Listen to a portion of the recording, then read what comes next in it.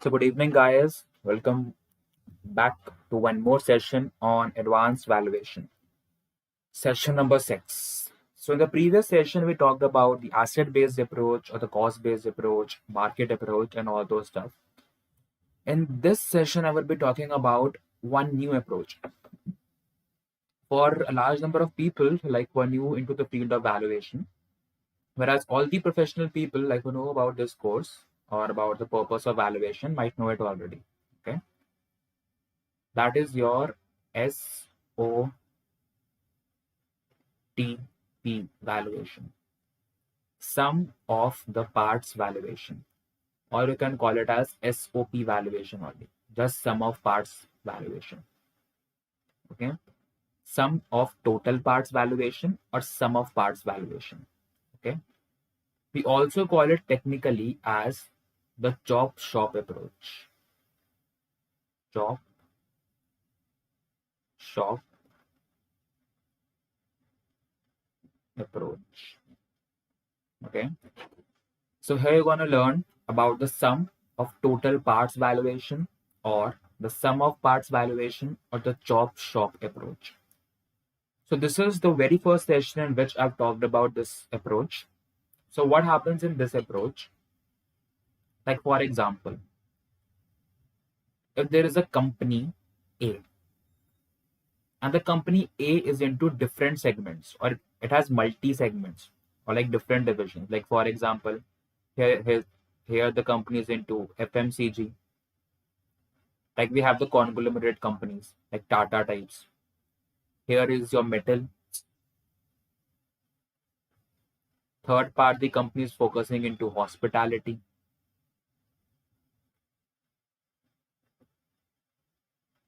Fourth part, the company might be focusing into automobiles. And the company can have like various others as well. Okay. So what would happen in the sum of total parts valuation? All the various methods that we talked about the valuation in the past. All the various methods जो हमने बात करी थी regarding the valuation. Okay. जब हमने बात करी थी, so all those methods are prevalent. You can use the discounted cash flow method. You can use the relative valuation method. You can use price to sales, EV to sales, P, EPS, PB, anything. So it is completely upon the analyst who is doing this. So he would be using all this instead of for this whole company. He would be using it separately for the FMCG, separately for metals, separately for hospitality, and separately for automobiles. Okay. So for the FMCG one, all the methods that we talked about, instead of taking the total value of the company, you would find the value of the FMCG vertical only.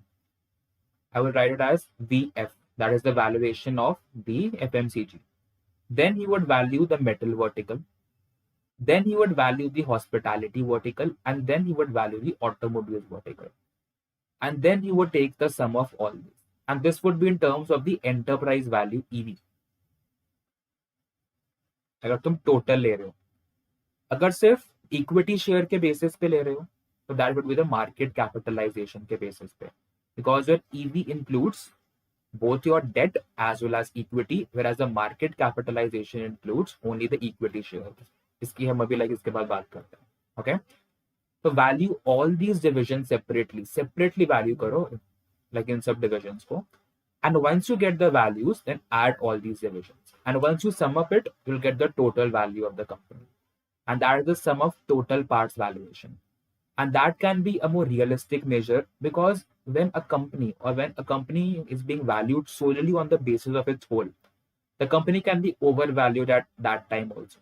Okay, so in order to have a perfect valuation or a near to perfect valuation, if you're like valuing each of these segments and then summing it up, then calculating the total value can be a good measure.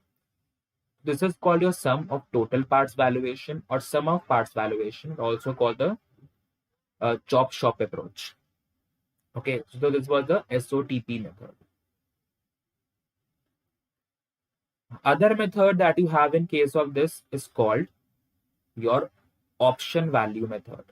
And here I won't be like confusing you with the kind of derivatives. For that, like we'll be having a separate session in which we would be talking about the concept of derivatives, strike price, spot price, time to maturity, interest rate, the risk-free rate, or like volatility. Okay, yeah, implied volatility. So all these things are different. Though we use all that model in this value, but this session is like dedicated towards like making you understand that what exactly is the option value. So this option value is used in case of two things. One for the intangibles. अगर आपको intangibles को value करना है, though you can also value the intangibles on the basis of the DCF analysis or the kind of discounted cash flow analysis. You can predict that how much cash flows would be generated for the company on the basis of the intangibles that the company has. The company might have a good reputation, brand value, your patents, copyrights, trademarks, all these things, they have a certain value which can be converted into cash flows. Not an exact measure, but an approximate measure. And again, you can like discount those values on the basis of a discounting factor, which can be your weighted average cost of capital or the uh, opportunity cost of capital. Like if the company is going into such areas for which the company is not familiar with. Okay. Again, intangibles को value करने के लिए, like you can use the option value method. And the second thing for the projects which can be delayed. Projects which can be delayed. So particularly talking about the projects like which can be delayed. So like for example, if a company is a loss-making company, or maybe the company is not earning huge revenues, the company is earning it into मान लो minus 500, then अगले साल minus 400, अगले साल minus 300. Okay, if you invest into this company at 500, जब उसकी revenue मतलब जब company के पास losses थे minus 500 के, okay, it can happen to recoup those losses or to transform that losses into the profitability. Time लग जाए, वो -250 हुआ, फिर -50 पे आया, तो टाइम लग जाए. And the time for getting the returns, it might take a lot of time. So instead of investing at -500, you invested at -50 जब उसका हो गया. तुम्हें लगा कि profitability के पास पहुंच ही जाएगा. Okay, at that time you invested. So at this point of time, you have the option of investing later, or at a later point of time, you might get a positive net present value. Because अभी अगर तुम net present value निकालोगे, so that would come out to be negative. And the major rule of the NPV, if a project is giving you a kind of negative NPV, then ignore that project. Okay. So अगर तुम्हें लग रहा है the project is coming like nearer to a positive NPV, at that time you can enter into that stock and realize the potential. That is the option value. At that time you have an option to enter into the market later.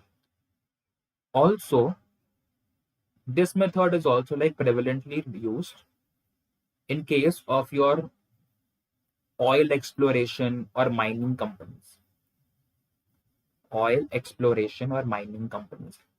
Because like पूरे साल में they cannot like kind of dig the wells for the oil or the rigs in particular, or they cannot mine because there is a particular season and that is dependent upon the atmospheric conditions.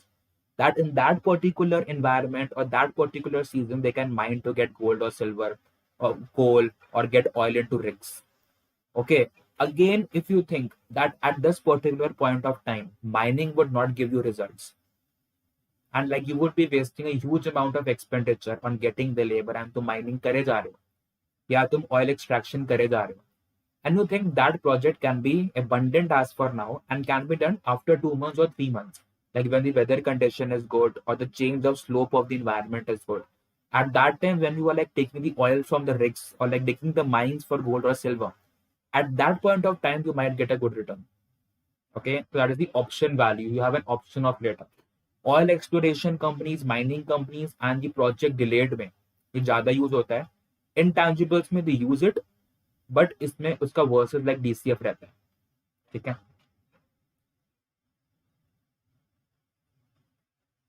Now I was talking about what? About the market capitalization and the enterprise value. Okay, so when I was talking about your market capitalization, market market capitalization. So when I particularly talk about market capitalization, so market capitalization is nothing but your price of the shares into the number of shares outstanding. And these outstanding shares are the equity shares in the market. Okay, the equity shares are the free floating shares which are not locked in by the promoters of the company. The free floating shares. So in case of market capitalization, we're just taking into consideration the free floating shares in the market. But what happens in case of the enterprise value? The enterprise value, it takes into consideration everything: your equity, your debt, your cash flows, and your minority interest as well. So what is minority interest? I will tell you. इसमें मैं debt भी आएगा, equity भी आएगा, plus minority interest भी आएगा, minus cash flows. And why are you subtracting cash flows? Just to know that whether the cash of the company is sufficient enough to pay off these debt obligations. And if a company, though something which is negative is wrong, but a company which is having a negative enterprise value, I would personally buy that company and recommend that company, because negativity is not always bad. In this case, why the enterprise value is negative? Because the cash flows are far more than the debt, equity, or minority interest. And having cash flows more than anything is best for the company, because ultimately the most important indicator of a company, more than profits or revenues or market capitalizations or enterprise value, is the cash flows. Okay, so debt, you know what is debt, you know like what is equity. And minority interest. See, minority interest is something, there might be some people like who might be having the shareholding in the company which is less than 5%, 2%, 1%. So you also have to like take into consideration their interest as well. So we take an amount of those people who are holding a kind of minority interest. Okay, like you get the value and ultimately you calculate the whole enterprise value. Okay, so that was a major difference between market capitalization and the enterprise value. So that was all for today. I'll see you in the next session.